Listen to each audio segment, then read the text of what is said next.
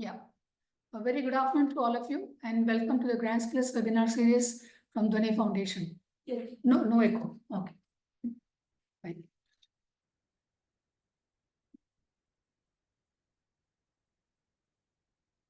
Good. 5 minutes, the panelist should join.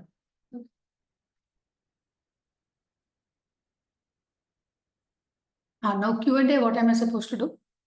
What? Q&A, if there are questions, how am I supposed to? I will tell you, just click on that Q&A. That's it. I don't see that screen now. You just click on that screen. More? No.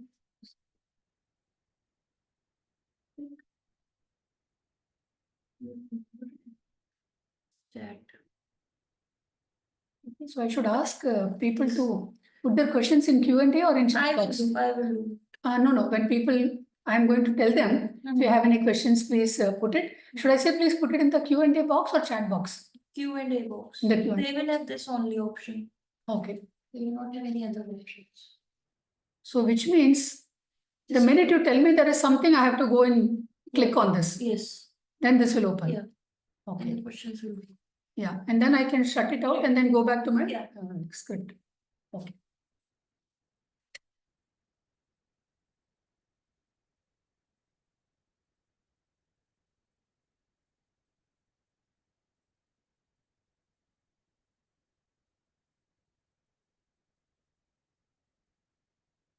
Should I use a mouse? That's fine. This is fine, right?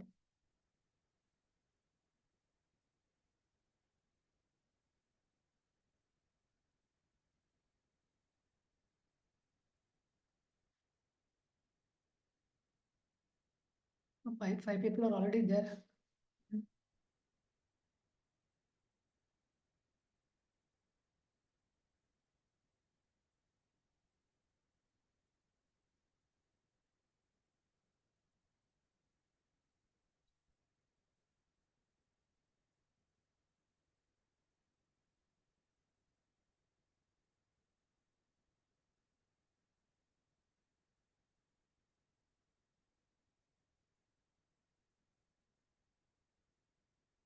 This has to be connected? No. Not needed.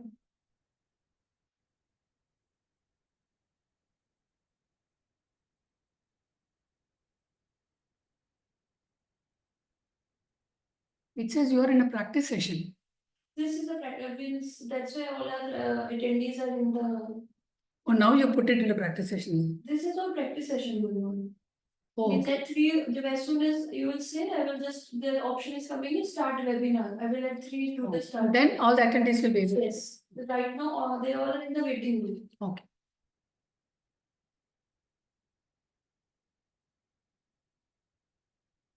But when the panelists join, they will join automatically. Yes. No, we don't have to. They don't have to wait till 3 No, o'clock. their mail ID is already in the panel. One second, my laptop is not charging. Between if this gives most important. No.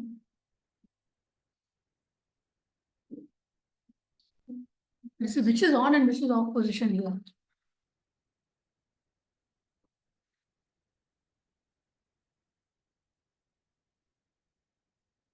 That battery is less than. Yeah, it's charging. Now it did. I think there's a loose contact. No, it went here. So it is going on and off. It's charging, right? Now it is charging. Yeah.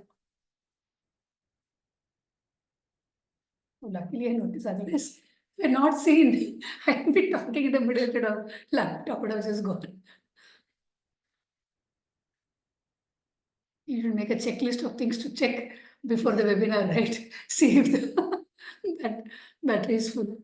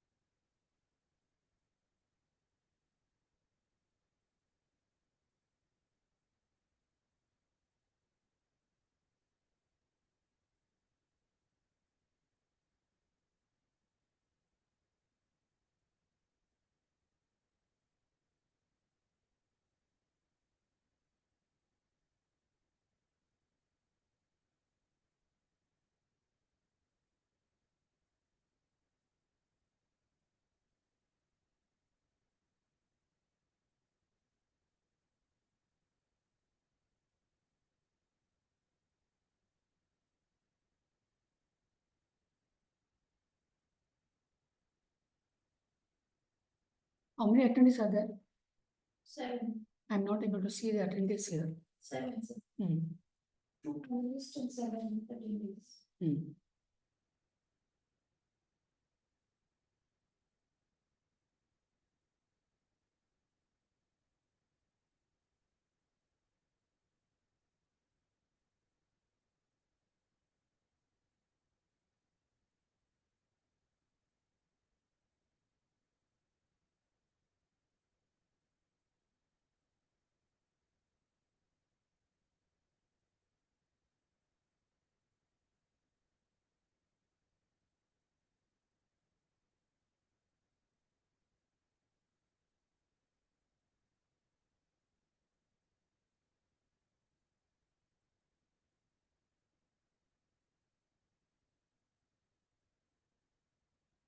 Hi, Shivguru. Hi, Lalita. Arpita, Hi, Pita. Hi, sir. the screen that I have this label saying you're in a practice session. How do I remove that? Which one? No, I'm just asking Arpita. Oh, okay. I can't see Shivguru's face. It will go afterwards. Just let me put you. Now, what is happening? No, there is on my screen, Hmm. across your face and my face, I'm seeing a label which says you're in a practice session. So I'm not able to, it's covering our Oh. faces. I'm not able to see your face. That is probably, no, I'm not seeing that. Ah. But there is a thing that says you are in a practice session. Yeah, now it's fine. Yeah, now it's fine. Now, I still see that. Okay. Yeah, the practice session will end at 3. Yeah, so Arpita says by 3 o'clock, when she starts the webinar, that will go away. Oh, okay. Yeah, because there are already some people, attendees are waiting. We didn't want them to come in till we started 3. Ah, okay. Yeah. I saw the questions that you got from the audience. Ah. I think they're all for the other panelists.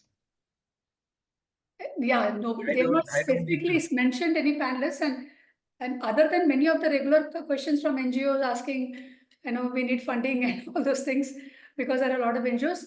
These ones I found were slightly relevant, so I just put it up there. Yeah, still, I think they are better answered by the CSR people. Yeah, correct. Yeah. Yeah. More specific to CSRs, correct. Yeah. So that way I don't need to answer. Yeah. So we'll see if, we have those questions also with us. Mhm. And we will see what questions come up as we Yeah. go on with the webinar. And whatever is very relevant to the topic, we will ask them to address this. Okay. Yeah. Otherwise, the audio okay for me? Yeah, it's fine. It's clear. The loudness and Yeah. no background noise and all that, right? Yeah. Okay.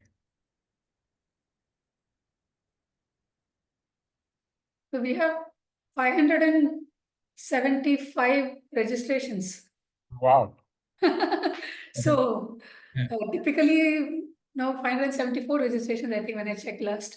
So typically at least 30 to 40% attend. So Yeah. feeling is hopefully at least 200 should attend. 200, yeah. Let's keep our fingers crossed. Yeah. But are these repeat attendees or There are a lot of are we repeat getting also. some new Both. ones? There are repeat and there are new. Hmm. Because what we do is once they attend, we capture them in our database. So next time the mail goes to everybody who has attended earlier. Oh, okay. So there will be a lot of repeat attendees also. Okay. Yeah. Our database keeps increasing every webinar. So Hmm.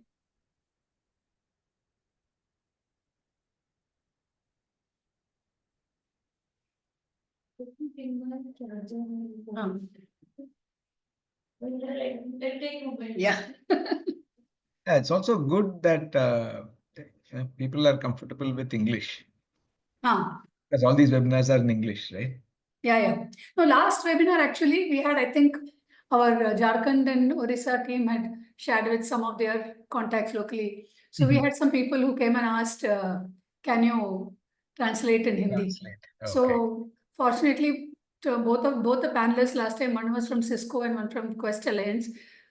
Cisco, Rohini Kamath, she also spoke a little in Hindi. The other person also, they sort of, so they actually managed speaking a little bit of Hindi and mostly in English. Yeah. Because there are some tools available which can do, dynamic, at least captions.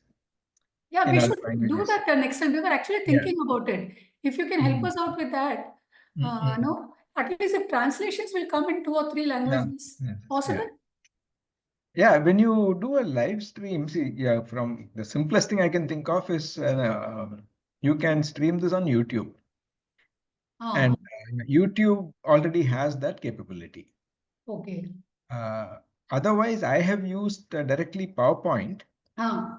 But then this was with a Chinese team. Okay. And after some time they says, no, it is very hilarious, the translation. So you talk in English, talk slowly.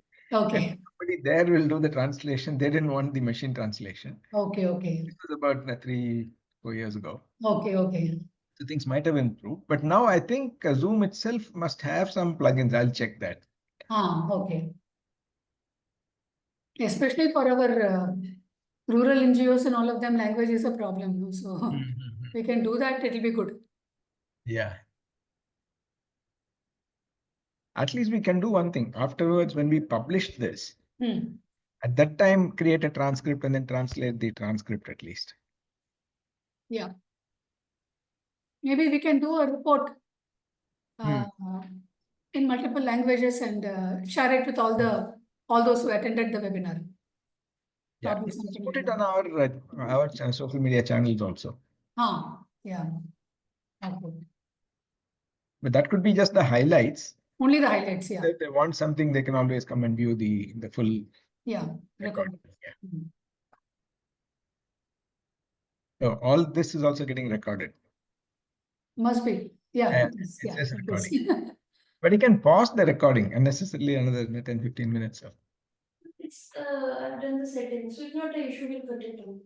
CSR has already put it into the settings, so can't record the whole thing. You can always change. You can pause the recording and continue.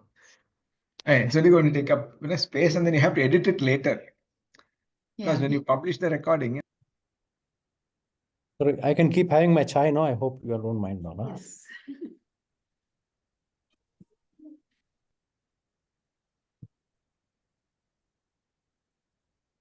Can we start?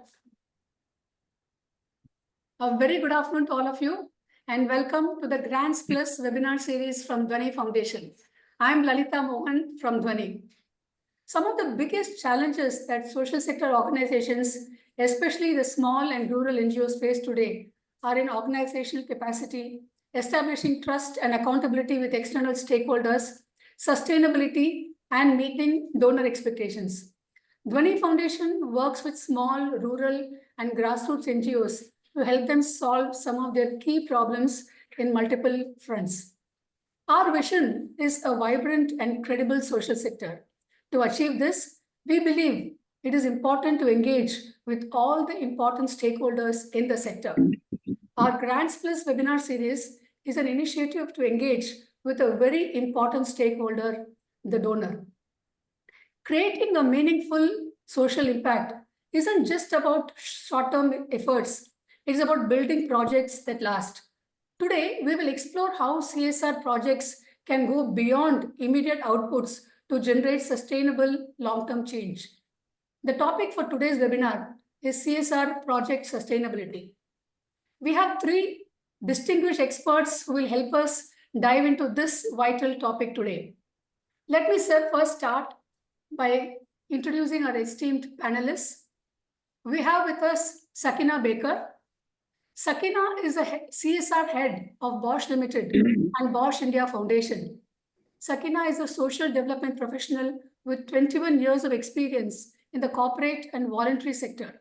She leads CSR at Bosch Limited and also heads the Bosch India Foundation, which caters to the organization's social engagement interventions across India. Prior to joining Bosch, she was the head of CSR at Philips India, Bharati Infratel, and Fortis Healthcare. Her voluntary sector experience includes working for leading organizations including Vani, Katha, NCPEDP, and the Rajiv Gandhi Foundation. During the past 2 decades, her professional focus has spanned on addressing various social development issues, especially in the areas of skill development, health, education, disability, and policy advocacy, both at national and international levels. A Commonwealth professional and an Aspire Circle fellow, Sakina is passionate about strengthening people and organizations by creating shared value. Welcome, Sakina. Thank you. We have with us N.E. Sridhar. Sridhar is the Chief Sustainability Officer of Titan Company Limited. Sridhar brings over 32 years of experience within the Tata Group with significant contributions in the fields of corporate sustainability, CSR, and business excellence. As the head of Titan CSR initiatives, Sridhar has been instrumental in designing and implementing impactful programs including girl child education, skilling initiatives like Titan Leap, the Kanya Sampurna program, and the Happy Eyes Eye Care initiative. Under his leadership, Titan CSR efforts have touched over 2 million lives, emphasizing long-term partnerships, inclusive policies, and sustainable development. His strategic focus on sustainability extends to climate change initiatives, including lake rejuvenation and environmental programs, while he has also driven safety and occupational health advancements across the company. Sridhar's passion for governance, excellence, and ethical leadership has made Titan a benchmark for CSR and sustainability within the Tata Group. Welcome, Sridhar. Thank you, madam. I don't know where do you pick up my CV, but very impressive. Huh? I'm very impressed with myself. You read that. Okay. So our third panelist for today is S. Shivaguru. Shivaguru is a trustee and honorary secretary of Dhoni Foundation. An alumnus of the Indian Institute of Science, Shivaguru has been in the international IT products and services industry since 1980 and has played various senior leadership roles. His professional interests include personal and organizational excellence, knowledge management, innovation, and entrepreneurship. His personal interests include reading, listening to music, and learning from children. Interesting. Welcome, Shivaguru. Thank you, Lalita. I just realized our 3 panelist names start with S, and our topic for today is also S for sustainability. What a coincidence. Before we start our discussion, I request all our attendees today for the webinar. We have a Q&A box. So as the panelists are discussing, if you have any questions that you want to ask, please write your questions and put it up in the Q&A box. And whenever we have to take a break or towards the end, whatever questions we can take as time permits, we will definitely the panelists will take up your questions. So let us now get right into the topic. So before we start, I would like to start by asking all our panelists to share their perspective on what sustainability means in the context of CSR projects and what, according to them, are 2 or 3 of the main factors that influence sustainability of projects. So can we start with you, Sakina? I think to begin with, the word sustainability has a connotation with everything that we do in life, whether in personal or professional. But I think it is more relevant when it comes to the social development, at least for not only for the part of the work that CSR does, but everybody working in the social development space or working for the community. For me, I think in CSR space, we look at sustainability on a simple fact that the impact should stay. Whatever impact that we are trying to achieve through the efforts, small, big, long term, short term, the impact has to stay. Now it can stay or it can get replicated depending on what kind of work that we are doing. Preferably through behavioral change or changes in the action of an individual. So for us, that's an extremely important aspect. We may also be looking at, obviously, we will be looking at certain programs which will look at mostly from a social, economic aspect or environmental aspect through CSR. However, the impact has to be driven eventually by the individual or the group of individuals for which it has been shaped or started. it should also be looked at. Sustainability for us is inclusivity. So if we have that happening, inclusivity towards solving a problem, I think that is the definition that drives the CSR for us. Okay. And 2-3 main factors If you that look influence at, sustainability. sorry, the electricity keeps going on. Yeah, can you see me? Yeah. Yeah. See, for us, it's very important to see the factors that we look normally at. We look at economic factors, we look at environmental factors, we look at social factors. If we say that in CSR, we only look at social factors, I don't think that is the truth. We also want the maximum returns on the investment, whether these investments are financial or non-financial in terms of experiences, expertise that we do share beyond the money that corporates give. So for us, it's very important to see that whatever programs that we are doing in CSR space are sustainable economically, environmentally, socially, and also culturally. Okay. Because we do have to understand that we are in India, we are dealing with different cultures. Every few kilometers, every 50 kilometers, 100 kilometers, you will find totally different cultures, different way of food, different way of wearing clothes, a different way of working, and there are different professions. So we have to adopt ourselves culturally and making sure that the sustainable solutions are created for these individuals and group of individuals. Okay. Thank you, Sakina. Sridhar is not there? Yeah, very much there. Yeah. Sridhar, how about you? How would you like to define sustainability of a CSR project? There are, let me first start by thanking Dhwani Foundation. In the formative years of Dhwani, I was somewhere involved, and perhaps in the very first workshop, which I addressed, I think somewhere in the Wipro office, I was just fascinated by what challenges the smallest of the small NGOs face in the development sector. And I remember one question, and this is, I'll come back to this, what I'm saying. One of the NGO's partners asked me, this, I don't know, must be some 6 years, 7 years back. He asked me, can I ask a question? I said, yes.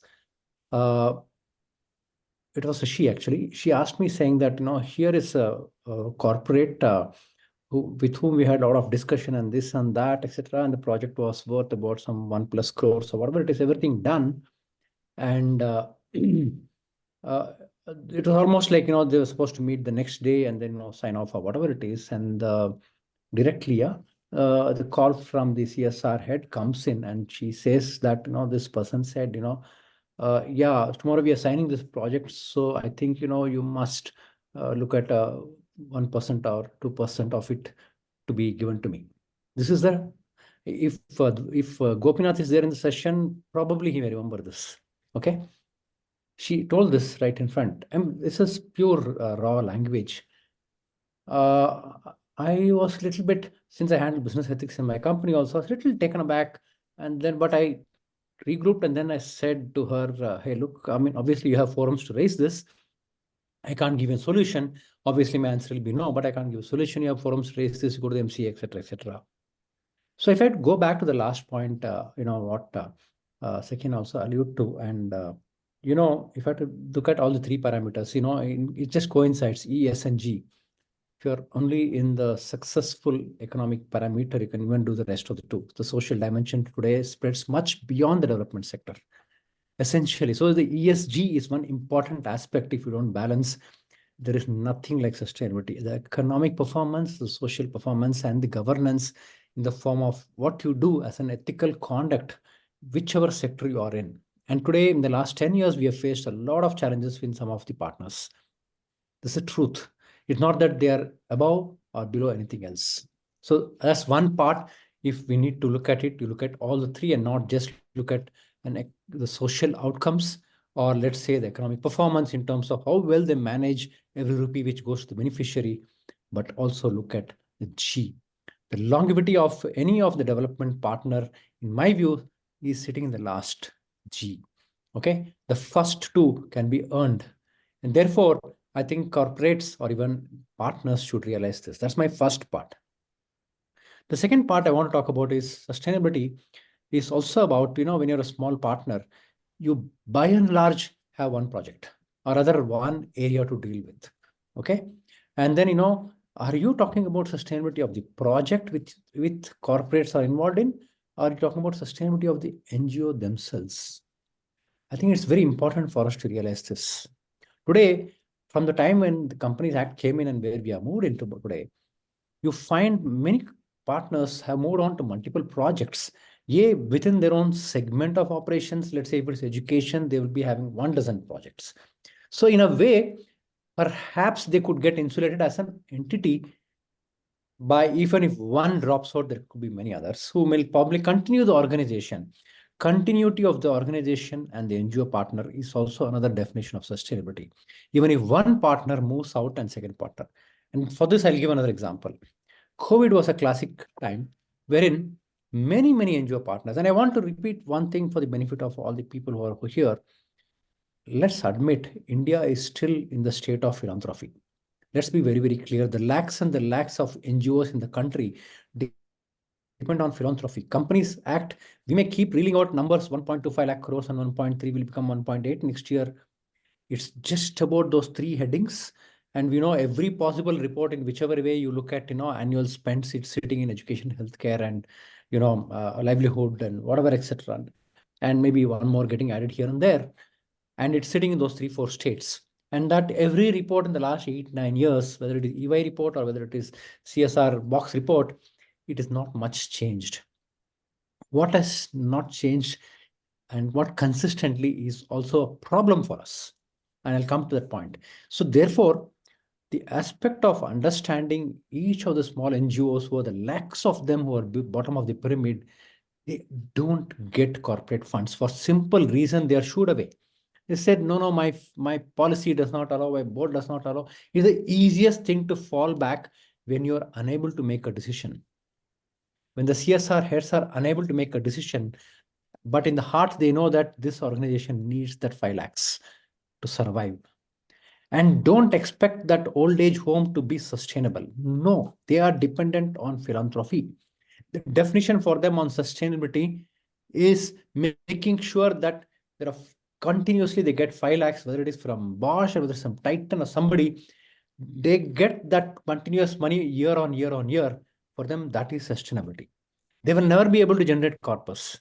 They will never be able to generate lots of monies which is going to come in from some bank account. No. Okay. So that's for that organization. This is true even today. Now, coming back to raising this thing to another level, I think one of the most important shift which we need to look at is, can organizations survive if a project gets closed? Can organizations or entities or NGOs survive if the resources get stopped or resources dry out? And when I said COVID, I remember many people, small organizations suddenly started calling up and said, hey, this organization was funding my 4 teachers for this government school or whatever school for the last 10 years. Now suddenly they said COVID came and every money is going to PM Care Fund, and therefore, like tomorrow, I can't start the class. This is the brutal truth even till today. COVID was an excuse and not the reason. Let's be all frank, even today in corporate, even today in NGOs, even today in industries, COVID is still becoming a reason and an excuse for things which we don't know, including even in business. Very unfortunate. Sakina, I'm sure you'll agree with me. People have COVID as an excuse even till today for some things which didn't happen many years back. They'll say, no, effect of COVID is still continuing. God knows what it is. So sustainability has these 3-4 multiple dimensions. And I just try to give a perspective because this I got immersed itself in the last 4-5 years. Resourcing and money is one dimension. Okay.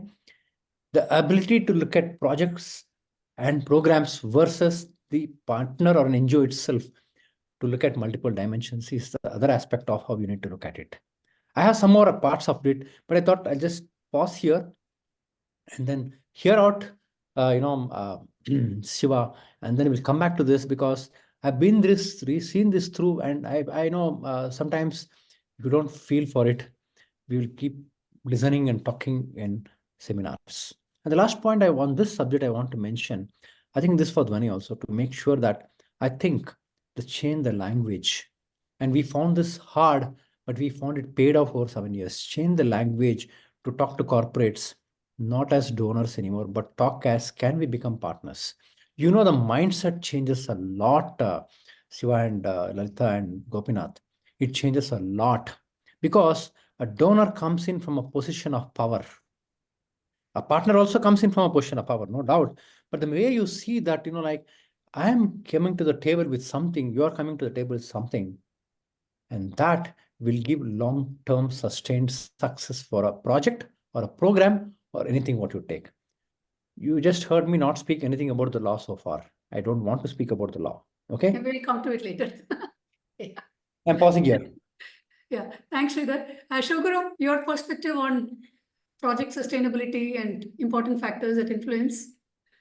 Yeah, I think already Sakina and Sridhar have mentioned many of the aspects, but I would like to start with the focus being the beneficiary. Sridhar did talk about it, like the old age home or whatever. When we say sustainable, it is about how the beneficiaries are being impacted sustainably. And like Sakina said, it is about the outcomes in terms of behavioral changes that we want to see that will sustain over a long period. So in the corporate, those from the corporate world would be familiar with these terms of project and program. Typically when we say a project, we have a start date and an end date. It is a defined period. And even the title of this webinar is CSR Project Sustainability. But I want to shift that to a program sustainability, because something like an old age home is going to be lasting for a long time. So it is not bounded by either the calendar or financial years, while the intensity of activities might change over time. But as a minimum, there is a responsibility for the NGO also to make sure that their programs are sustainable. Like Sridhar also mentioned, it's not just about being dependent on one donor, etc. So for that, periodic evaluation and learning from that evaluation, how are they going to adjust their strategies, or how are they going to continue to deliver the impact, is something that they should do. But if you want to boil it all down to maybe a few key factors, definitely funding is a major factor for everyone. But beyond that, it is also about the expertise continuity. Now, many times, the staffing for a project is based on the project. Okay. So when someone is, say, recruited just for 6 months or 1 year, all that experience is also lost when after some time, let's say a new set of people come in. So NGO should also look at how they can preserve the experience, ensure staff continuity or experience continuity. I think these are, some of the factors to ensure that the CSR projects sustain. Okay. I want to yeah. I know sometimes we have to freewheel across conversation just to make sure some points get reinforced. And Lalita, I'm known for disrupting a bit. I know your flow will go disrupted. No, it's But I add one point. I think the factors and the beneficiaries. If I take a simple example, let's say a scholarship program being given to a student to do his engineering, okay, and just our whatever diploma, okay. Now for that beneficiary, he needs to complete the education, and there the loop closes, okay. Year 1, year 2, year 3, year 4, or if he dunks and goes out, the loop closes for him at that point in time. So when you talk about for him the sustainability, I'm talking about this is a project, not even the program of.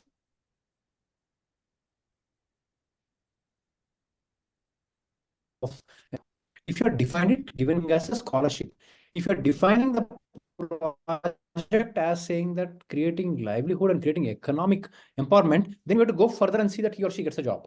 Okay. So therefore, that's an example of even in Titan is what we do. The other thing, what to add to what Sivaguru mentioned is, obviously at the center of all the conversation is the resourcing. Okay. And the resourcing in terms of the green bucks. Okay. Whatever color in India, it is gray. Today in India, most of it is gray bucks. 500 rupees is gray. Okay. The point here is, it's also about how do we ensure that there is convergence of everything else which goes around that project to help it move forward without the presence of a quote unquote a donor or a partner. Leveraging funds, leveraging institutional engagement is a very, very important part, which I will deal with it a little later. But that's another important factor which influences the sustainability and the success of CSR projects. I thought of bringing this here, and I think Sakina will also develop on this, on the other questions when you bring in. And I think I want to address this. I'm sure many corporate partners are also there in this webinar. It's just not about the NGOs, because we as corporate partners, and Sakina, please pardon me for saying this, always tend to look upon as NGOs saying that this is what we say and got to do. But if there are corporates around there, I want to tell the corporate also, pull up your socks, and I'll pull up my socks. It's important the messaging goes to the corporates, probably one notch more than even the NGO partners over there. If somebody wants to dispute me, please go ahead and dispute me. I have no problem. Please. Yeah. Sridhar, actually, the next question was to you about long-term funding. So I think you already brought it up in the earlier discussion that you had. So talking about, if it's an old age home, they need funds. So any specific example from Titan you would want to give where how long-term funding actually helped in sustainability, or one example that you could talk about before I go to the next question to Sakina? You're asking for trouble. Okay, I didn't speak about long-term funding. I'm going to start to speak about it. Okay. Question is, how do we work on defining a project? What is long-term? That's a very important point we should understand. Today, I think increasingly many people are starting to define, and for whatever worth it is. I think before year, whenever that 1+3 came in from the Ministry of Corporate Affairs as a clarification, is a very good step in this direction. Remember that Companies Act changed and said, you can look at 1+3 instead of keeping it very, very open, and generally saying that now you can put in funds if you're not using elsewhere, etc. That's one guideline. Let us not take that as a gospel truth. But if somebody wants to define a project, and let me give 5 examples of Titan, or maybe 3, in the depends of time, and I'm sure Sakina has many more to talk about it. It's important for us, and it's more important for the NGO partner, because they are in the field. They know what development sector needs. I, as a corporate, if I believe I know everything about the girl child, I am a fool. Okay, but I have a dream, I have a vision. I want somebody to help me realize that vision. And therefore, when we sit across with the partners and then say, I will stay with this program for a long time, and therefore I am willing to put my skin in this in terms of resource, funding, knowledge, or experience, or excellence, or whatever it is, I bring something to the table, you bring something to the table. That's co-creation. I'll give 3 examples to just help you understand this. Okay, what drives this? 2014, we had floods in Uttarakhand. All of us know this. Titan has a presence in Uttarakhand. It was just incidental that we did this. So typically, when we look at short term, many or most companies engage into relief work, contribution, this, that, Prime Minister Fund, whatever, etc., is one part of it. So what we realized that, and we worked with NGO partners and then said, like, hey, look, it doesn't make sense for us to just leave at this. Destruction was super heavy. And as I keep speaking, this is what I'm doing in Wayanad also. Okay. The point is you work and then figure out what it means to change or restore. I'm not even saying change for the better, getting back to normal in such place. And place like Uttarakhand, a village to village is like, you don't even know where the boundaries are, how long you need to work. And here we have to rely on the partners who work with us, who are experts in this. If they say that it will take 5 to 7 years to be there to create some meaningful shift from where they were or restore where they were, I think as corporates, we should take cognizance of it. Now, that is an example of long-term in that situation. And I keep speaking to you, I'm in the second phase of the long-term of committing to that project. And that program, the program, and the elements of each of that, what all we do in terms of, we call it as integrated village development. We started with 25 villages. Now we are working with 65 villages. A complete holistic development includes many aspects of interventions which would have got destroyed or which have got damaged because of the calamity, is one example of how you actually work, discuss, and then move on. Now, again, I'm still not saying that I'm talking about Companies Act. It will give me a lot of rules and regulations, what you can do, not do, and I'll tell you how we dealt with and how we will deal with it also. Okay. Second example, we have created a program on working with revival of arts and crafts. Okay. And working with revival of arts and crafts, we largely focus on the people behind arts and crafts and not the craft in itself. Because when we revive and make sure the people come back to recreate those crafts, then the craft revives. It is not that, like we start working on the craft and start marketing and this and that, and all of us know who travel to Mysore, Chennapatna, 50-60% of them are now bombarded with Chinese toys. There are only few people who make those toys. That will be the resultant.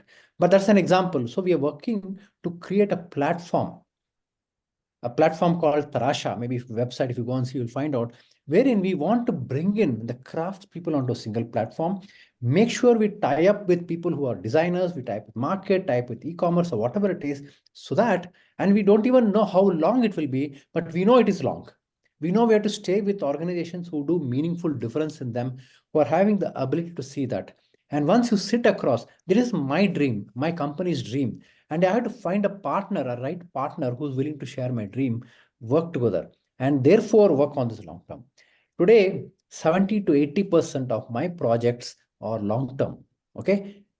We don't put it in terms of long term, etc. If you see my annual report, it'll all be saying for the annual report for the purpose of 1 year, but that's for ticking the box. I'm being blunt over here. And if you read my report, it will say that here. But when I drop an agreement, in my agreement, my commitment to this project will be from April 24-25 April to 28-29 March. However, in the agreement, my commitment, my financial commitment for that year will be fixed because I am living on past money. My CSR is my past money. Okay. And I will say that in April 1st, the next year's funding will be based on necessary board approvals. Touchwood, thankfully, all the companies, corporates grow, they make money, and therefore that's the assurance we give to the partners. And so far, we have been successful, and Touchwood will be successful in the future. The thinking process in creating this is very important. I have 5 more projects, but in the interest of time, I'm going to pause here. How we think, what do we want to accomplish? What do we have a vision and a dream? How do we find the right partner who will be willing to share our dream and just not say, I am going to do education, I do education because that's my competency, but help co-create this. And therefore, they will get that long-term understanding and also commitment from the organization. I just took 2 examples. In time permits, I'll talk about 2-3 more examples. And I know Bosch has many more examples. Thank you. Thank you, Sridhar. Second, I would like to come to you for the next point now. Basically, I would like to discuss another important aspect, which is capacity building. So can building capacity of NGOs ensure long-term sustainability of CSR projects? And are there ways in which corporates can support NGOs beyond just funding? Any specific examples from Bosch that can help? Sakina? Sakina, you're on mute. Yeah, I believe capacity building is it should be a mandatory part of every CSR program, project, whatever you may call it. Because if you think that you want to invest in certain social engagement program at the ground level and you are dependent on 2-3 things, you're dependent on the situations on the ground, you're dependent on the delivery organization, NGO partner who is delivering it on your behalf because they have the right kind of expertise. But at the same time, you're also aware that there are a lot of smaller organizations in the whole value chain who would require that support. But you're not able to give them that support because of obvious reasons, because you have a limited engagement with your partner organization. The moment you build in the capacity building program for your partner organization and the organization in the value chain, you are able to build in much better quality into the program. Second is it creates a lot of value and learning opportunity for the entire CSR team. Because for us at Bosch, at least, we don't believe in deciding in AC rooms. We believe that we have to be there out in the open, in the field, so that we are able to decide along with the community, not we don't decide for them. Even if I give small examples, our trustees of Bosch India Foundation or the CSR steering committee or the board, they visit the field. They've gone to the field. It's not that they will sit in the room and they'll decide every quarter, okay, this is what has to be done. So for us, it's very important to be able to not only showcase the programs that we do, but also showcase how the non-profit organization or the partner that we have working with has grown with that project, whether it is ours or their other projects that they are doing. The other part which is very important is that the cross learning of partners, the partners that you work with. Obviously, we work with multiple NGO partners across multiple locations. Is it possible for every corporate to get them on together at one platform so that there is sharing of knowledge and information, what they are doing in their own respective areas, the expertise that they have, and what they're doing not only for the Bosch programs but other projects as well, so that there's a cross learning between them as well. And we have seen wonders happening, because if we are working on a maternal child program with one organization and working on, say, skill development with somebody else, they have been able to use a lot of the skill development resources to implement training programs for the ANMs and ASHAs. And we have seen them, their boss doesn't have to invest even a single penny for that exchange to happen and the implementation to happen and capacity to build between the two. On the other side, what Bosch brings in on is not just money. What we bring in on is beyond money. It's expertise, knowledge that we have in-house, whether it is through the different people that work in different divisions, whether it's financial, whether it is data management, whether it is getting digital. So we try to make sure that all our NGO partners have access to that, have access to those resources. We work with a lot of NGOs in the field itself. I think Sridhar, you're aware. I wasn't there at Bosch that time, and the whole exercise with your team, discussion with your team has also happened, and also with other organizations where we actually started re-looking at our work. We also start doing it relooking. We also take a pause every few years and see, okay, are we going in the right direction? Are we taking our partners along with us? Are we doing much beyond just being a funder donor partner? So for us, it's very important that the capacities not only gets built for them, the capacities get built for our team members who are involved in our work, either as volunteers or they can be as mentors. So we have this program called last year we launched this program called Future Leadership Program, which Bosch launched as a corporate. Now they picked up handpicked really potential future leaders in Bosch, and they said that they started a program which was most business driven for them.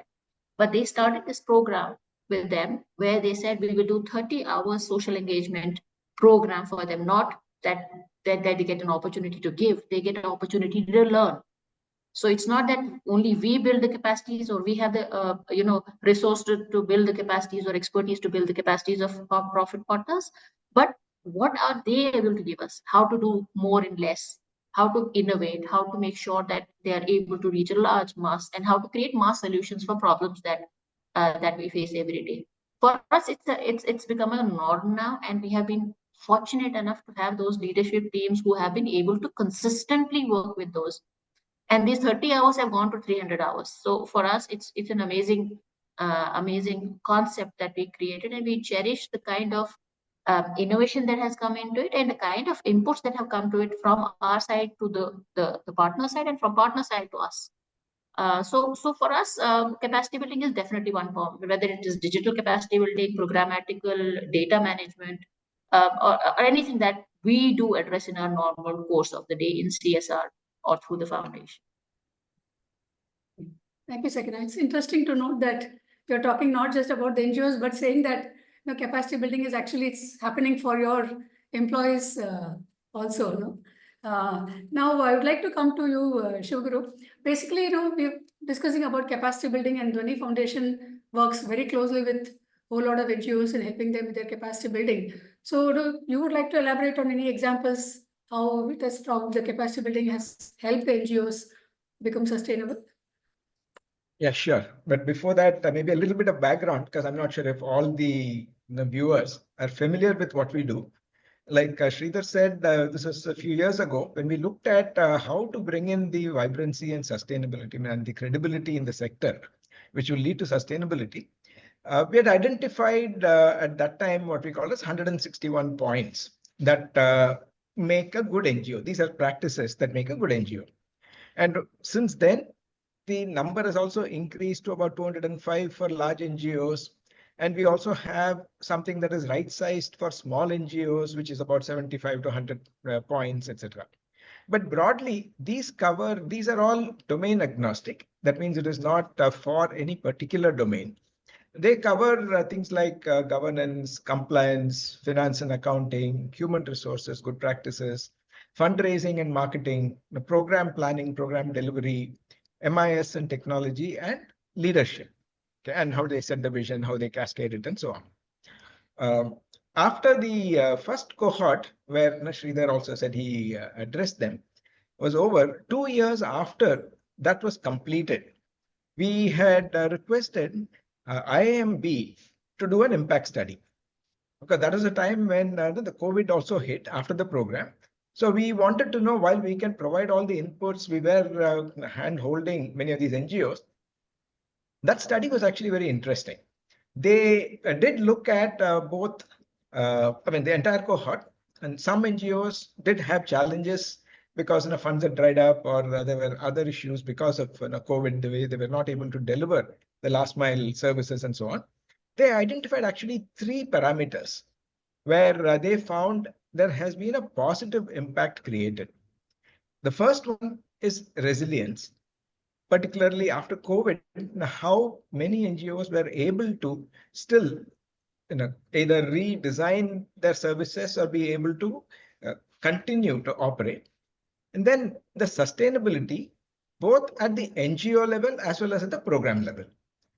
So this is also an interesting thing that this report found out. And the other interesting thing was almost all the partners were able to grow in this period. So, for example, to give you some numbers, if you look at between, let's say, 21-22 and 22-23, the Karnataka cohort, which is about 21 NGOs at the time, they had an annual spend of roughly about 29 crores in 21-22. And after this, they were able to go to about 40 crores in 22-23, just in 1 year. It's not that entirely what we did, but because they had more confidence, they had the tools, and they also had dedicated, say, roles for fundraising, etc. Similarly, in Tamil Nadu, what happened was in 22-23, from 22-23, they were able to raise an additional, over whatever they were doing in 21-22, almost about 13 to 14 crores. So since funding is one of the ways in which they can sustain their programs, this is a clear impact that we have seen in terms of how the capacity building initiatives have been helping. Okay, fantastic. So now, Sridhar, I would like to come to you next. I want to talk about what are the challenges. Basically, what are some of the specific challenges that CSRs face if in ensuring that the projects or the programs they support are sustainable, and any challenges that you have encountered and how you dealt with them.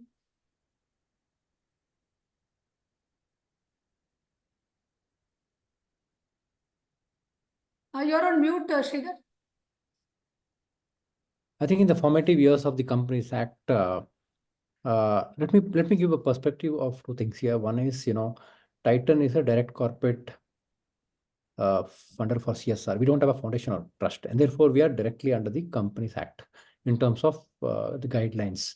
A foundation not necessarily will be under that, but a direct corporate is part of it. So that's one distinction, and therefore I'm talking as a direct corporate.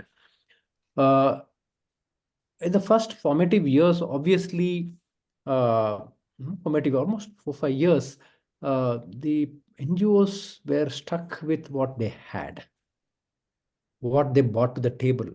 If I am good in education, if I am good in this part of the education, this is what I will do. Take it or leave it, fund it or leave it. That was one part of it, and therefore corporates started doing that way. Then soon they realized it doesn't work for either of them. It doesn't work for either of them because sometimes funds dried up or sometimes funds reduced and things like that, and it didn't work for that. So one of the things in terms of what challenge partners, and even till today, many partners who want to reach out, the flexibility in trying to understand where the company is coming from. Like I said, I have a vision, I have a dream, I have a policy. Forget the word policy and all. What do you want to do? What do you want to do in terms of the development sector? And what the partner or NGO brings to the table is their core competency, and how flexible we are to adapt that to co-create something. And that's a very important thing for us to create long-term programs, projects, and therefore success. Okay. Now, in the beginning of the conversation, we were talking about output and then outcomes and then impact. Now you go to many seminars till 4 years back, till before COVID, every program and discussions were how do we define output, how do we define outcome, and how do we define impact. Now I think, the impact word has got formalized because of the Companies Act of saying that, if you have more than a crore, do all the stuff, etc. I would simply want to put it, how do you measure a degree of success? Don't complicate matters for NGO sector. Let the corporates worry about how to define, how to put a mathematics around it, or how to put an SRI around it. Don't complicate life for the NGO sectors. And that's what we did. We didn't want to get into any of those complicated way of understanding all the stuff. We just said, how do we define success for this program or a project? Okay. Now that took us some time for us to understand, because even till today morning also, I was having a conversation with one of our partners. I was thinking 10 years back also, they put the same thing. Absenteeism in a school, and then, attendance in a school, and this, and 10 years from there to now, 1 decade of CSR, what has it taught us? Nothing shifted. So I think that shift and change is very important. And that's, I won't say an obstacle, but that's something we ought to work with partners, not work on partners. If you're working on partners, I'm in a position of power, it's going to fail. Let's work together. I think that's an important lesson I learned from one of my NGO partners himself. Okay. Our Balasubramaniam. The first thing he taught me is like, don't think that you're in a position of power. You don't know anything, he told me. I said, man, I have money and all. He said, no, keep it aside. He said, you don't know anything. Work with partners, you'll succeed. I think that's an important thing. Partners also have to realize, and they should come and then say, yes, we can work together. I won't say obstacle, but it's an important thing to discuss and move on. The second is, and therefore a resultant of that is, many partners in the first 6, 7 years fell by the roadside because they couldn't adapt to this.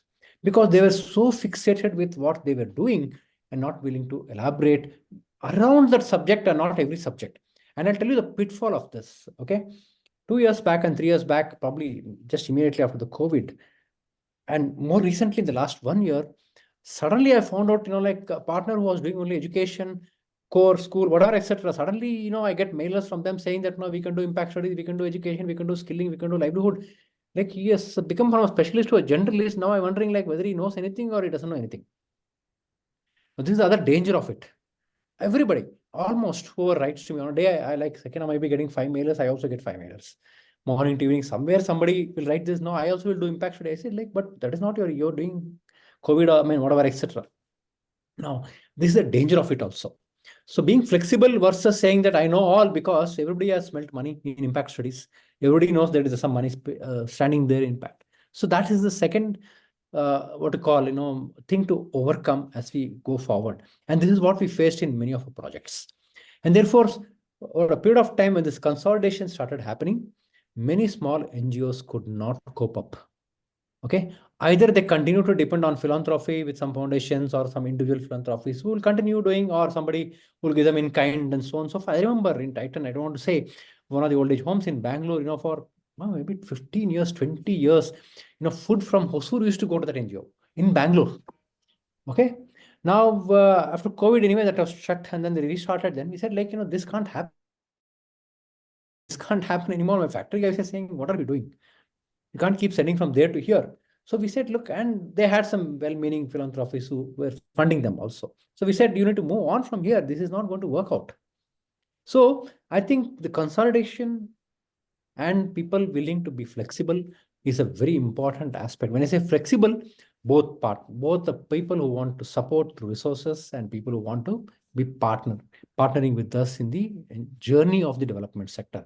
There's nothing like small, medium, and tiny. Other day, I was using this terminology called MSMEs in the world of NGOs and partners, but there's nothing like that. Everybody is important. Everybody brings something to the table, and therefore we respect that, and they respect us.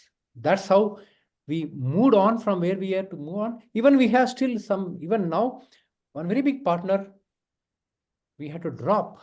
We dropped last year. I don't want to name the partner. We said, no, sorry. The partner said, this is what we have done. We have changed from last year to this year. Take it or leave it. I said, no, we'll leave it. It's okay. It made a lot of noise and this and that, went up the top. And we were very clear. We are in a particular path. After 7 years, 8 years, we said, no, it's okay. We will continue our path. We will continue for the beneficiary, because the beneficiary direction changed. Fine. you are great, you do go ahead and do it. We'll follow a path, you follow a path in good terms. We parted this last year. So I think it's important for us to be pragmatic and real to make sure that this works. So that, if you want to call it as an obstacle or if it's a path to succeed, that's why I use the word success and not impact and outcomes. And these are all meant for, your reporting and MIS, and that we'll have to do anyway. But I guess, just simply keep it as, how do you define success and be happy about it. And that's more important rather than ticking multiple boxes. Yep. Yeah, thanks, Sridhar. So work with partners and not partners, not on partners. Very interesting. Yes. Yeah, looking at it, consolidation and flexibility most important. Okay, now Sakina, we'll come to the topic that Sridhar was mentioning earlier about the law. So now, do you see any challenges because of the law? Is there any ambiguity or other gray areas in the law that you think might affect project sustainability and this kind of support that you would want to do, but you can't because of restrictions on the law? Yeah, Sakina? Yeah, I think it's the most important topic that we keep grappling with. At least I know CSR people would keep grappling with because of the ambiguity around the law. While I'm an advocate of the law, reason being that I know that the law has been one of the major reasons for getting it the kind of seriousness, at least to some extent, to some level at the CSR and corporate level. It is a boardroom discussion. Obviously, it doesn't get, it's a good, not a good to do thing. It's a must to do thing now, and everybody has has a view in it. And the discussions have stopped being talked about how much money we have spent. It has gone to what is the beneficiary getting out of it, what is the impact that we are able to create for them, and how long can that beneficiary be able to be able to sustain it, and how it's impacting them at the long run. But at the same time, if you look at it, the law keeps changing, and the ambiguity around is something that is mind-boggling for us in CSR. Forget about the rest of the people who are within the development space. Uh, the definitions keep getting vague. We don't understand. We have to take multiple views. We have to go back to the corporate legal department and corporate, to understand what the law is supposed to do for social development, and what are we supposed to follow? What does this mean? So the ambiguity is absolutely there. Whatever, even small notification they come out with, we have 10,000 questions. What does that mean in terms of why do they have to come with the answers to certain queries of a one-pager notification? There are 10,000 FAQs. Okay, fine. This is what it means. A third part, which I feel is that to some level, the law also restricts us. We are not able to say, I think Sridhar also mentioned it, I think he's very passionate about this whole thing, but unfortunately, that is what drives the CSR, and maybe a lot of corporates don't even want to take risk of going against even that when they stick into a certain meaning, or they understand, okay, this is what it means for me. They don't really want to stretch the boundary. So for them, it's very simple. It's like, okay, this notification says this thing, I'm not going beyond it. There, the flexibility doesn't come into force. So they are not able to see, okay, this is going to impact this community or this partner or this way of working, or this is not the right way of working, because we may not be able to create the right results over a period of time. There, that ceases to exist, because then you depend on your organization's interpretation of that law. And you might even struggle, you might even try to do it. In most cases, maybe evolved organizations already have a bent of mind because they are very pro social engagement. Bosch has been there in India for 100 years, in the world since 140 years. They are anyways, used to being in the social development space, and they've always seen it as an integral part of their work. But many corporates who think the law has been thrust upon them, so they would rather be safe than try to struggle and try to make sense of what the law means for them. So it's very important to say that while the law is good to some sense, because it has given the meaning and it has given the sense of understanding of the social engagement or the development space at the corporate level in to a sense, but at the same time, I also feel it keeps, it binds us into the compliance. So the corporates will do, for example, an impact assessment. The corporate will do, okay, I will do impact assessment only for these projects which are mandated. I would not look at other projects that are lesser than cost. I've also seen corporates doing consciously keeping the cost of the project less than 1 crore rupees, so that they don't have to go through an impact assessment of it. This thing, it's an amazing thing how these things come. For me, I think every project, even if it's a 1 lakh rupee project, should have an impact assessment component mandatorily assigned. because it's not about the size of the money that you give it. It's about the intervention that you're giving. It's also about the service delivery part as well as the part which are more sustainable. In service delivery, if I stop training youth, I stop training youth, and the program stops become sustainable. But I know that the youth that we have trained, their life has become sustainable. They have gotten into economic sustainability more. They have been economically empowered. So where do you define to do? There's a conflict between the two. So how do you say? How do you say you choose between the two, which cannot happen? You have to have service delivery as well as more sustainability driven models that you have to work. You have to give justice and be justified in both the approaches, because both are important. Then you have text related ambiguities. You have very lack of standardization in reporting. Now I don't know whether uh, most of the corporates will still stick to the format that has come in from the government. So they will say, okay, this is the government has given, this is the format I have to follow, I have to fill it up. That doesn't give away anything. If I have to do a understanding of an organization or a corporate's work, it doesn't give me anything beyond what is that project, which location it is doing, how much money has been done, which NGO it is working with. So that's all that I get. So where do we really come together, and where do you come together within us as, say, so-called CSR sector? How do we converge and say that what is happening is the right thing? I don't see that is seen. We have seen a lot of groups happening randomly, which have been set up by CSR or NGO partners in the country. Too many of them maybe. But I don't see government taking an effort to even converge this CSR fraternity together and saying, hey, listen, this is our agenda as the in the country, and this is our expectation in the country. They do give expectation, but they are more from a notification, please follow, please follow. But what is it that you are bringing on the table? So we'll see multiple consultations happening at different levels, maybe with industry forums like CII, FICCI, etc. But we don't see that convergence. We see everybody talking about it. We don't see that convergence happening. And that is where, if you're trying to build it, because it's substantial amount of money, it may not be huge, but it's substantial amount of money that's getting into development space. It doesn't encourage, it talks about collaboration, but it doesn't encourage, drive, or steer collaboration between corporates who are working on very similar themes. So for me, I think there is a lot of ambiguity despite 10 years. Even in ambiguity in terms of enforcing the law. The law, when you do it, you will certainly get a notification. Okay, fine. This is as per your report. This is something. What you do, you send a response, and okay, fine, that is enough. But I don't know. I have still I have not been able to put my finger on it in terms of well, the law is a well-meaning law, fine. But at the same time, you keep changing it every time, and the meaning of your change is different for different people. So that is what bothers me many a times. And I keep going back to that FAQs that would have come in like 8 years back to see, okay, what did it mean then, and what does it mean now? And those FAQs are not mandatorily by the government people. They're by people who have done the law. They are from CAs of the world, or the chambers of the world. They will be taking care that, okay, now they interpret the law and they tell us. And I think CSR people are just caught in the whole jam. We want to reach out to the last mile, but at the same time, you have to adhere to the law. So what do you do? So we're always looking at the right balance between the two. Interesting. So government should take an effort to converge. I think that's a very important takeaway. I just want, I'm itching to add a point to this legal Yeah. framework. As I keep speaking, I'm sure Sakin also would have got that to WhatsApp or email on recent announcement. And for Sakin, it must be news to the ears in terms of apprentices not apprentice, okay, internships being part of your CSR. Now I'm just wondering, like, it'll be a news to all the CHROs across all the companies. Okay. Now that's where my worry also is.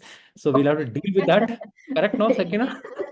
It is a struggle. Trust me, it is announced very well, but the struggle to understand it, Yes. it's an amazing, Yes. amazing feat. So therefore, no, Lalita, I'm just telling you, this is for the entire people who are participating here also.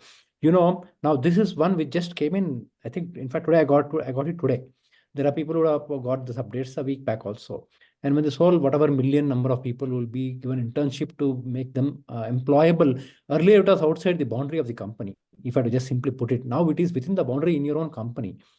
Just, if an IASC student, I'm just exaggerating, if a student from IASC want to do an internship in Titan and, make him better employable, and if stipend is X, I need to partake part of my CSR money into that X. It is as over glorified, over simple I'm putting it, and there are huge numbers which are being quoted. And just, I won't say worried, I'm also worried, but we need to see how we have to deal with it internally in the company, and also deal it with, and therefore what this will happen, in the short term, it is likely and possible, just like what happened in COVID.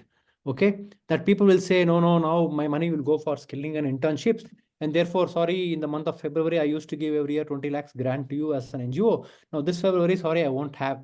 So if some NGOs are part of those recipients in this group, I'm just saying upfront, in the next 3-4 months, be prepared possible of such pushbacks. I'm not saying it will happen. I'm just saying, in as much as what happened in COVID. Now, some of these big things which suddenly comes and hits us, this could be some possibilities that it might get pushed back. Again, this is, we are on the same plane on this subject is concerned. Well, it's a bit worrisome also. Sorry, I thought, it's live here and now. Today, even now it's today. Okay. I was still taking time to talk about this. Yes. Yeah. Point of concern for a lot of NGOs, I'm sure. So See, this is one of the cases of ambiguity that which we just discussing. It's totally ambiguous right now. okay, so clarity required. So now, Shuguru, I would like to come to another point. You're from a technology background. So can we discuss how you feel technology, what kind of role can technology play in sustaining projects? What's your experience? Yeah, it's interesting. Usually, when people talk about technology, they talk about IT or software. But I think it has to go beyond that as well when you talk about sustainable solutions or sustainable programs and so on. But yes, definitely IT helps. And there are innovative ways of adopting IT. But just because you say implement an ERP system, or even let's say the solution from Dhwani, the Gunjan, you need to be clear about your core underlying processes. Unless those are reviewed and possibly simplified, it's not going to give you the benefits if you just start using some application. In fact, one very interesting use that I saw when I was visiting one of our partners in Tamil Nadu, where one of their donors wanted detailed timesheets of the field staff. Okay, now, if you have to implement a timesheet system, it could be quite complex. What they had done was just use Google Forms, a simple form. So the staff do not really have to do any great data entry because Google automatically captures the timestamp. So when they start the work, they just open the form and then send it from their phone. And then again, when they finish, they do that. And in addition, of course, they could also capture some comments and stuff like that. So there are ways of using technology that are appropriate, call it jugaad, call it the right sizing, the IT. But the core thing is about managing data. Okay, because earlier also, when Sakin also mentioned the need for impact assessment, whatever is the size. Now, how will you assess something if you don't have data, if you don't track the data? And it has to be tracked where the data is created. It is not for a report that somebody wants to see or you want to look good on that, but for you to learn how can you simplify, how do you know what data you want to capture? Not just because something is available or easy, but then just keep record of things that are happening. That way, history, timelines, and all that. In fact, one of the partners that I had visited in Odisha, they've been on, I think, they've been operating for more than a decade. But then when you ask for some data, it is all only anecdotal stories. Now, somebody said, yeah, I went there, this happened, this is the change that we brought in these other communities, this is what used to happen, and so on. But then for all that, either the data that they collected were using proprietary tools, or the donor had given them capture everything in that. So they would create all those reports, but there was nothing that the NGO had, even to extract or summaries and so on. So I think the focus on using technology or IT should also be with an intent for them to keep records and also use those records. It is not just for capture. Because in addition to that, as I said, beyond IT, you can also look at other technologies. mean, there are some simple innovative things that are there about the use of alarm clocks, to remind patients to make sure that their medication is taken in time. Particularly the old people, they tend to forget. So even if you prescribe, even if you give them medicines, if they don't take it, you're not going to get the impact. And of course, there are a lot of startups nowadays working on assistive technologies. There are things that you can use to reduce the dependence on either the field staff required to provide, let's say, physiotherapy in some remote locations and so on. So we can definitely leverage that. The immediate question that many NGOs have is, how do I fund these? Because some of these are capex kind of spends. They may have to invest in infrastructure and invest in equipment and so on. But they would also need some OPEX to ensure that these are maintained and that these are supported and maybe periodic upgrades and so on. So that is also one thing that they should be able to explain to the donors the need for capex and OPEX. Okay. Yeah. So technology is useful, but then use it to create impact for yourself. Okay.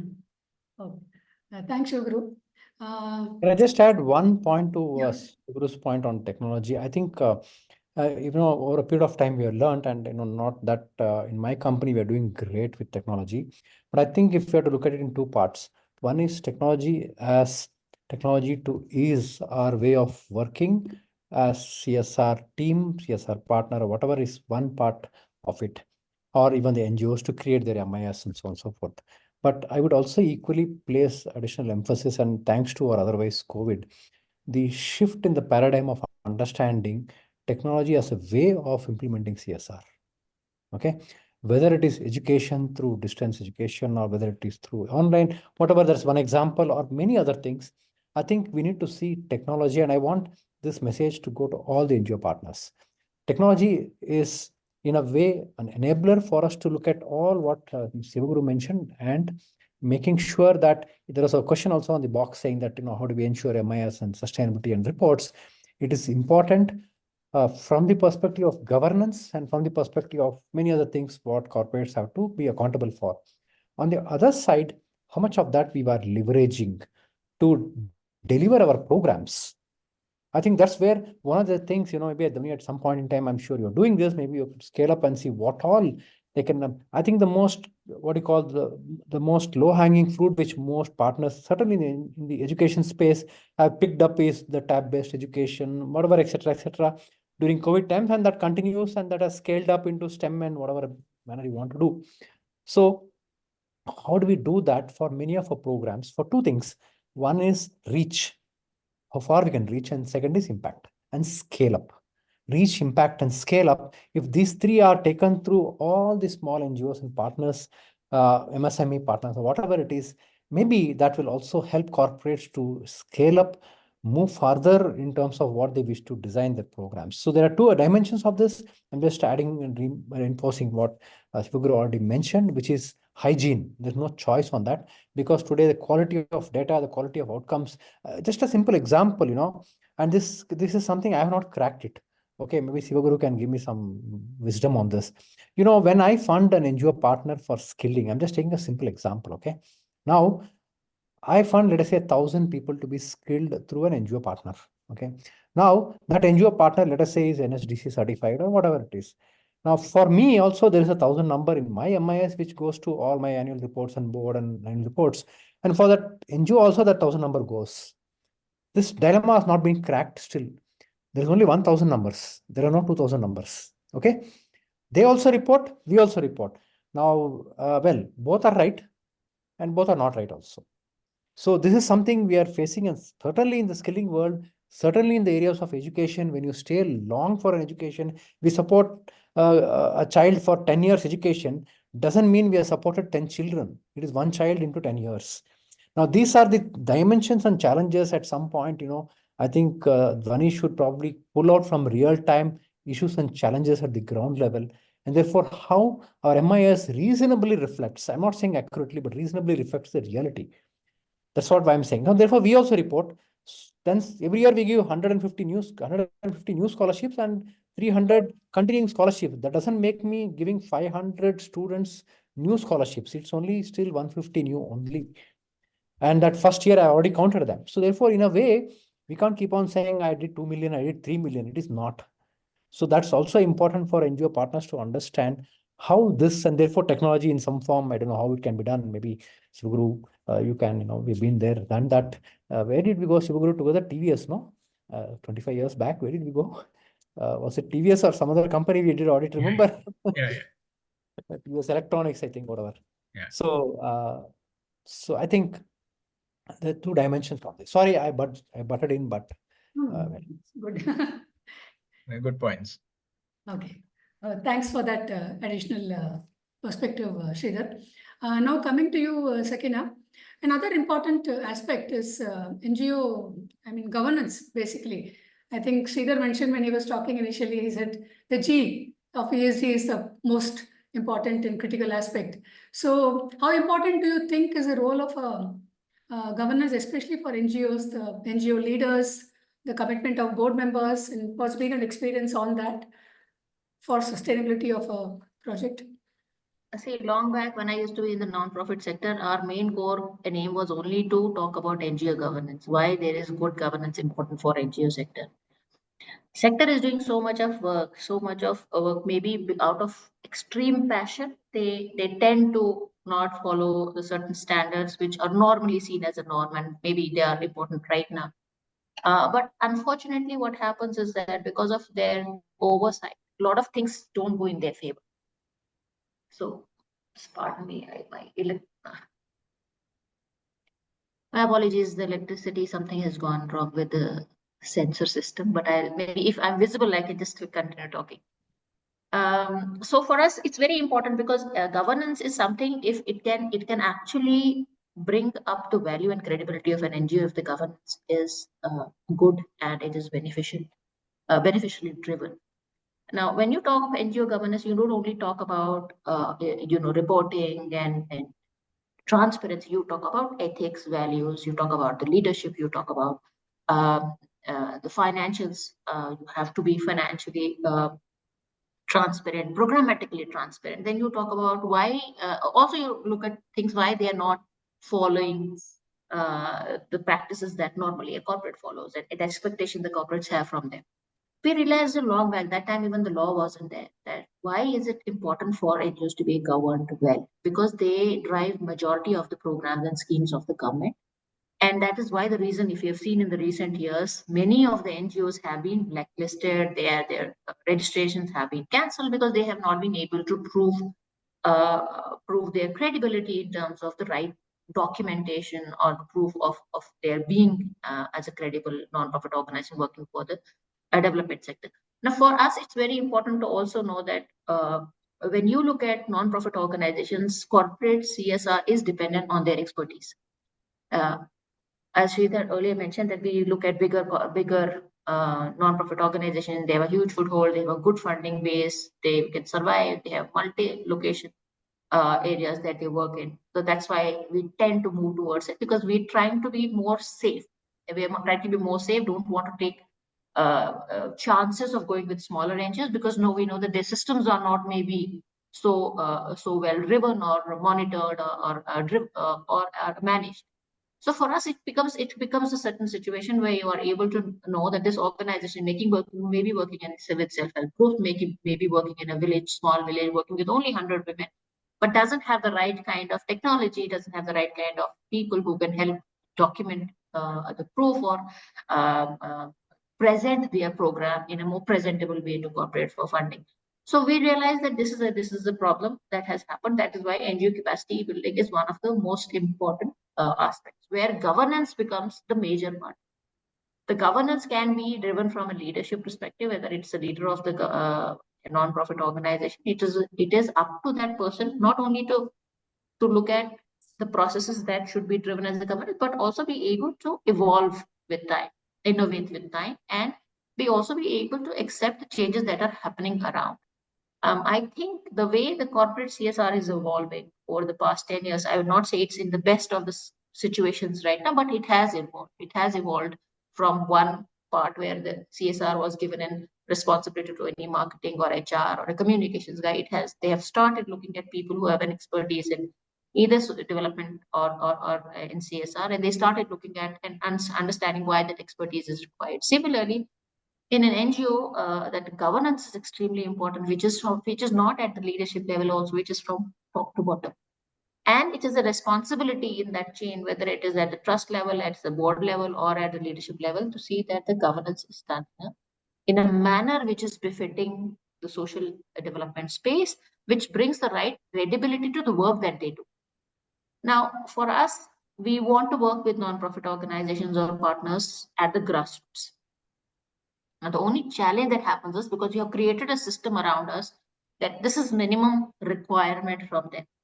So if they are not able to work on it, we do have a limited capacity to work with them, the way we said, building their capacities and making sure that they get into that. And we have done it in many cases where the NGOs have also benefited through that system, where we have had multiple programs with them to bring in their governance. We have a program called NGO Capacity Building, where we talk about good governance, where we actually give sessions after sessions, modules after modules on good governance within non-profit organization. They can be working on anything. They can be working on any topic. But that is where we do address, because for us, it's also one part of the skill development portfolio that we have. We don't only look at skill development of the youth or a certain section of the society. We look at where there is a lack of skill due to whatever reasons. We are able to build that up, because we understand a lot of non-profit organizations have been unable to raise funds for the best of the programs that they deliver, only because they don't fit into the the chart of governance set up by either the government or the corporate. So for us, it's important, and for the NGO, it's also important. And I think NGOs do tend to stay within their own shell. They don't want to, experiment out of it, whether it is due to lack of funding. But I think with the technology being available so easily, I don't think bringing in the right setups is difficult. And I don't think even bringing in that kind of support from the corporates to build in the capacity, where corporates don't have to give the money, but they're more than willing to give you and help you build those systems within you through employee engagement. And I have seen that as many examples that how NGOs even through our program of leadership program, how NGOs have been told how to do manage their data, how to make sure they report, what kind of report should go out, what kind of information should be done financially, how they should report, and how they should do their balance sheets and etc. So a lot of things are important. At the same time, cannot be ignored. Where NGOs, most of it lack, even those who have established themselves or have their offices in tier 1 cities, let alone organizations.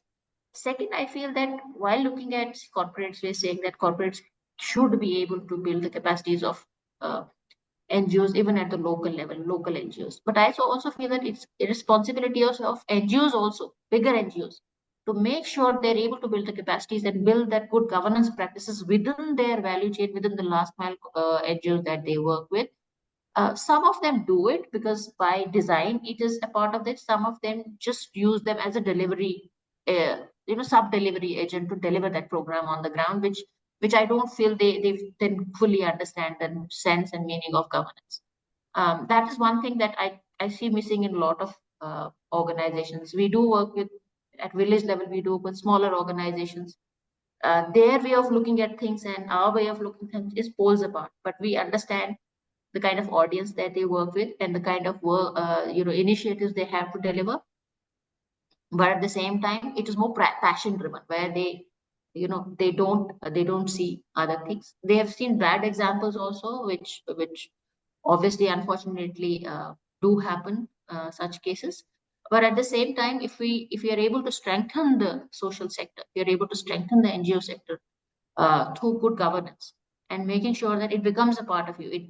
Your job is not only to make sure that you are able to deliver on ground, but you're also able to build in the good governance in deliverers of that program on ground. I think it will be an amazing, maybe mandatory for each corporate, whosoever they work with, they should be able to build in that aspect of good governance within these nonprofits.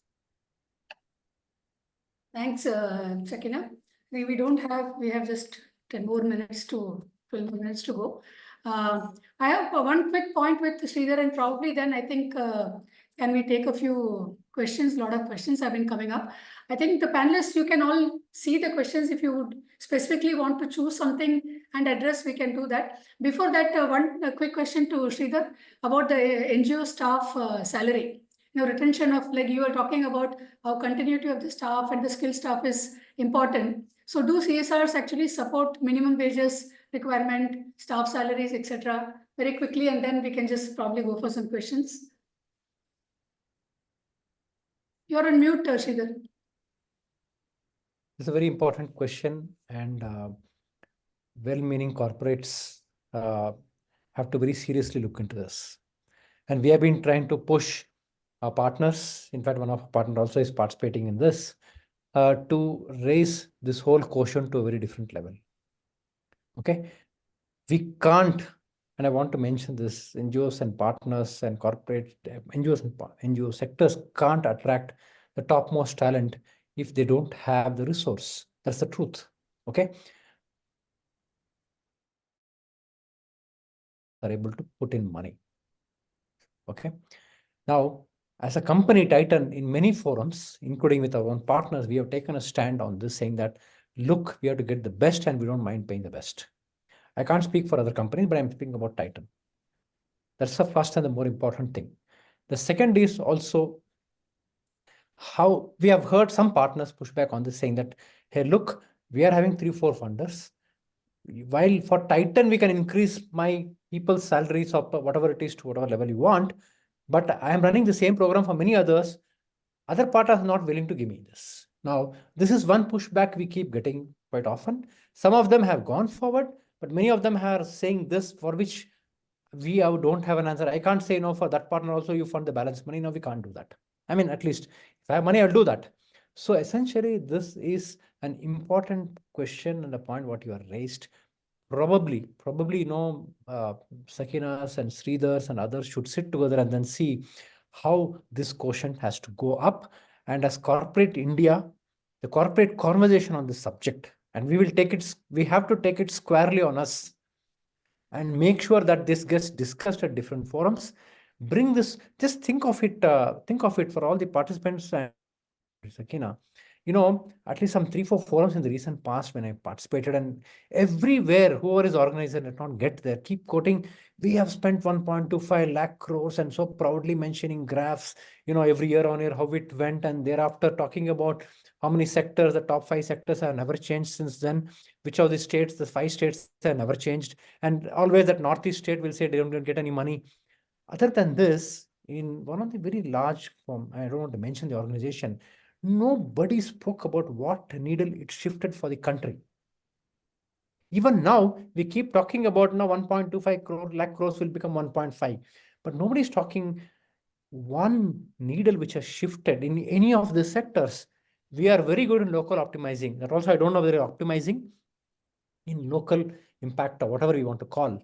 But if we have to look at and just have to stand out and then see, and organizations and public forums, whether it is FICCI or CII, have to stand out and then see, can we, even if I take 5% of this 1.25 lakh crores, I'm just giving a very mundane number, and that will be about 5,000 crores. Imagine putting a 5,000 crores in a state in Northeast. I'm just giving an extreme example. I don't want to say which state, because some people in this group have written to me saying that why are you not funding me, etc. That can change the HDI of that state. Just imagine this. Why can't we think big like this? I'm talking about bigger forums. And there will be some 100 partners who are there willing to lap it up and do that for us. We're just not wanting to look at that. So essentially, when you are not able to build this capacity, you want to think and move forward. And I would squarely take this responsibility on the corporate India to actually take this subject and actually go there. We can keep fighting, administrative overheads is 5%. No, those days are all gone. Administrative overheads in my company, I don't even show anything. The manner in which we define projects, some of the costs of overheads of those projects are actually program costs. Unfortunately, the corporate conversations have been dug in so much that they will squeeze that partner to say, no, your overhead can't go more than 5%. And therefore, the person in the field will get 3,500 rupees salary for a 12-hour job. I think this narrative has to change. conversations of this type and getting this narrative to change. A program cost is a program cost. You're paying the teacher a salary. That is not an overhead. In a company, that might be an overhead of a salary. But in a sector like this, that's not an overhead. That's required for the program to be successful. And mind you, I'm not saying project. I'm telling the program to be successful. I think this narrative should now increase. And partners should also be willing to come and then help change this narrative. It's a two-way. Corporate should be willing to bite the bullet. Partners, NGOs, etc., should be willing to bring this up in conversations. And I won't say fight for the right, but bring up and then put their due share over there. And that is not overheads of 5%. That is program costs. Your admin overheads is what you do. Let us say you have a partner meet, you have a training for everybody, you have conversations like this, and I fund this whole Dhwani meet. They are all part of your 5% overheads, and maybe some people in your team you have who are doing a lot of other job. That's 5%. I think government has not banned this. It is what has hardwired into our head that this is the way we should look at it. Let's break the shackles. And I'm sure Sakina is with me in doing this. Absolutely. Very, very important aspect. Sakina, any questions that you would like to answer? I think we don't have much time now. Anything that you've seen that you want to pick? And after that, So I can see I have only written one answers question for all, about. but I'll mail you that, okay? Okay.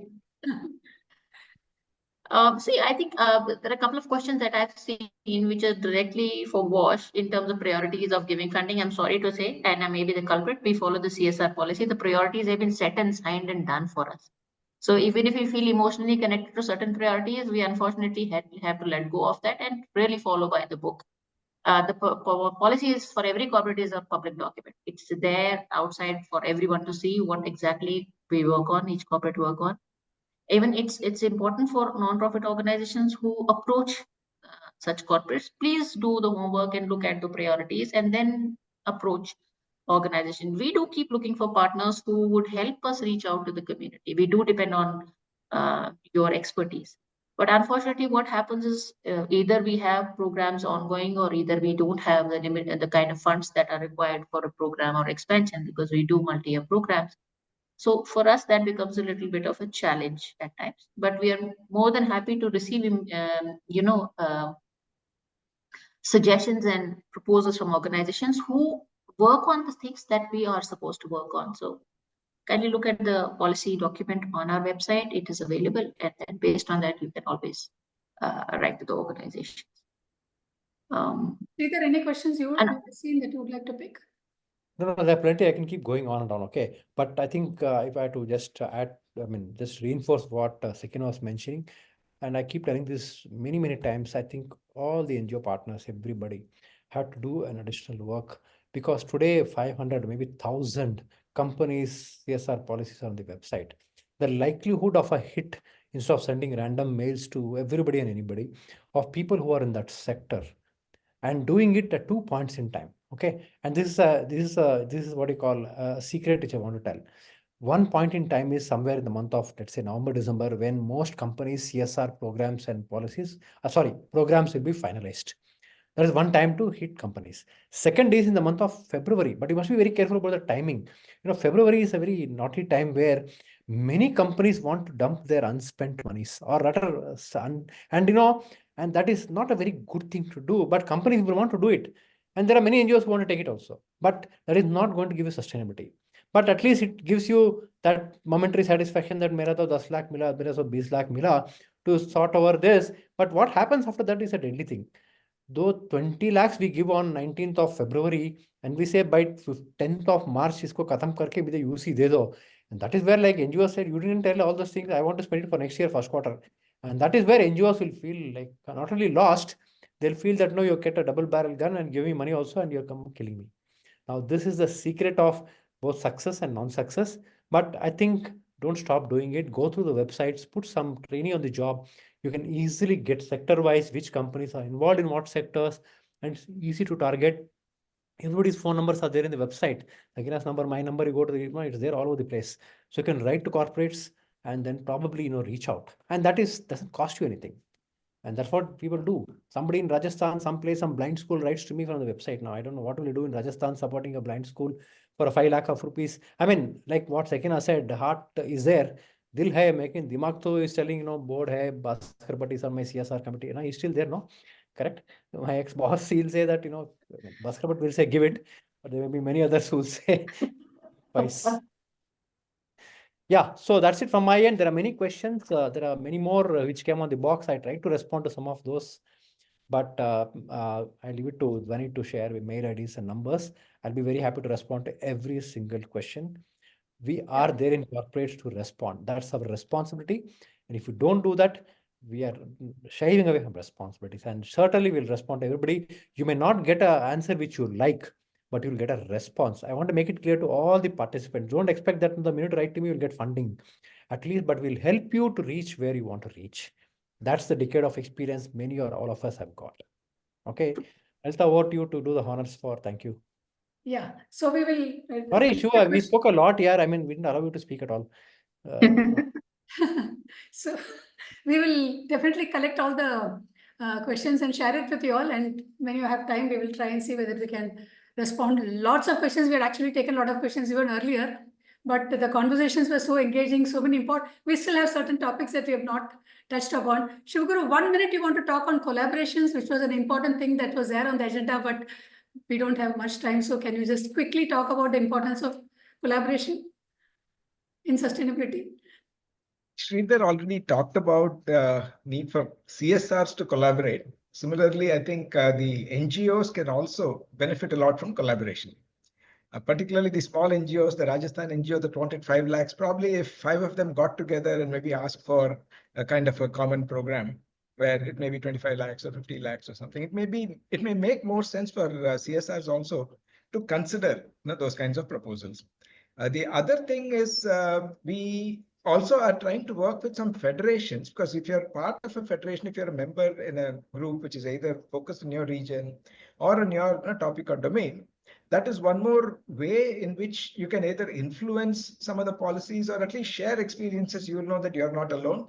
And many NGOs just want that moral support. When they're doing very well, they're passionate, but they just need some shoulder to cry on or somebody to talk to. So collaboration is something that we would definitely like to see in the sector as part of our goal also, to say that we want to see a vibrant sector. So to sustain, when your energies are low, you'll probably derive energies from others, get inspired by others, or you will be able to inspire others as well. Okay. Yeah. Thanks, Shivguru. So we'd like to close now. Before I close, a big thank you to all our panelists, Sakina, Sridhar, and Shivguru, for being on the panel today, giving your time. An extremely engaging and very open conversation we had today, extremely meaningful. And one big thank you to all the participants who have shown interest and have been here today. And I request all of you, do write to us with your questions, if you have any, and we will share it with the panelists. And whenever they find time, definitely we will try to get the answers and respond to you. You can write to us at info@dhwanifoundation.org or lalita@dhwanifoundation.org. And if you're interested in any specific topics going forward, please do let us know. We will try to take it up in one of our future webinars also. And looking forward to meeting all of you. A big thank you to panelists once again. So meet all the other participants for hopefully in the next webinar. Thank you all. Thank you. Thanks Thank you. for the opportunity. It's always been a pleasure to connect on this subject, and more importantly, for all the 30 odd years or 33 years, what we have learned. And if we don't share that, we are doing injustice to a profession. So thank you so much for the opportunity, and we will continue to keep in touch. Thanks, Sakina. I think this is the third or fourth Thank time you. we have to meet, but we have to meet actually now sometime. Yes. Right. Bye. Yeah, Thank you. Thank you. Shiva. Thank you. Thank you all.